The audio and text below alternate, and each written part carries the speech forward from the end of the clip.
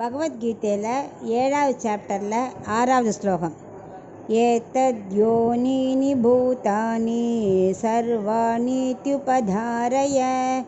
அகம் கிருஷ்ணஸ்ய ஜகதः பிரபவ பிரளயஸ்ததா. இப்போ இதுக்குள்ளே அர்த்தத்தை பார்க்கலாம். போன 2 ஸ்லோகத்தில் அவர் முன்னாடி சாப்டரில் என்ன சொன்னார்? கர்ம யோகம், அப்புறம் அதுக்கு அடுத்த படிக்கட்டு ஞான யோகம். அந்த தளத்தை வந்த உடனே பக்தி யோகத்தை பற்றி ஆரம்பிச்சிருக்கார். அது மாதிரி முதல் 2 ஸ்லோகத்தில் என்ன சொன்னார்? அச்சித்தும் என்னோடது, சித்தும் என்னோடது.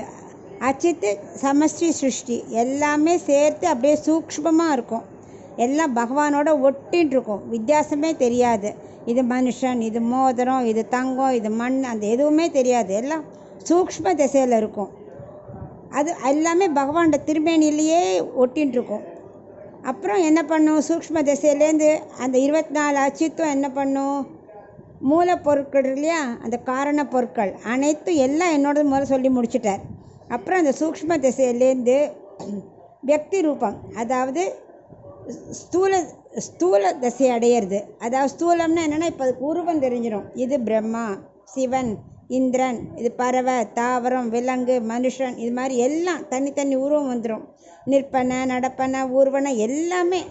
ஸோ இந்த வியக்தி சிருஷ்டி, இந்த உருவங்கள் அனைத்தும் எல்லாம் நீ கண்ணால் பார்க்குற எல்லாமே என்னால் படைக்கப்படுகின்றன அப்படிங்கிறது. அச்சித்து சித்து எல்லாமே, அதாவது சமஷ்டி அச்சேதனம், சமஷ்டி சேத்தனம், அதுக்கு பேர் சித்துக்கு அந்த மாதிரி பேர்.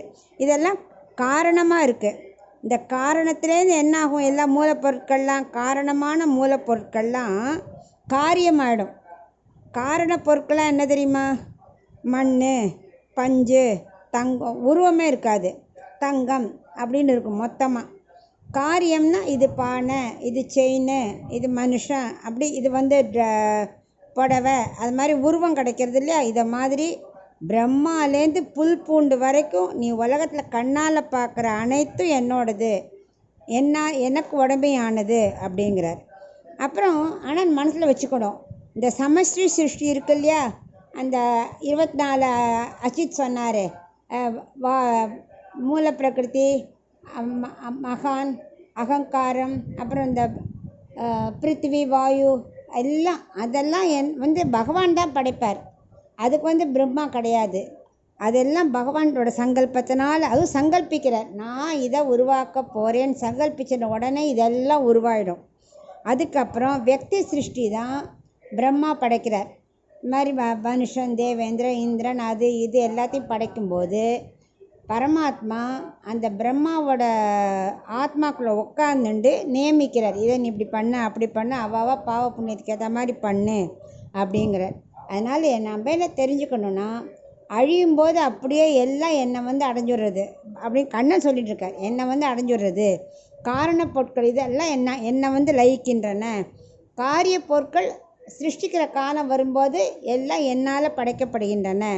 ஆனால் காரண டைமில் என்ன இருக்கும்? எல்லாம் சூக்ஷ்மமாக இருக்கும். காரிய டைம் படைக்கும்போது எல்லாம் ஸ்தூல ரூபமாயிடும் அப்படின்னு இதில் விளக்கின்னு இருக்கார். ஸோ எல்லாம் நீ கண்ணில் என்னெல்லாம் பார்க்குறியோ உலகம் முழுக்க அனைத்தும் என்னோட சொத்து அப்படின்னு இவனுக்கு விவரிச்சுட்டு இருக்கார்.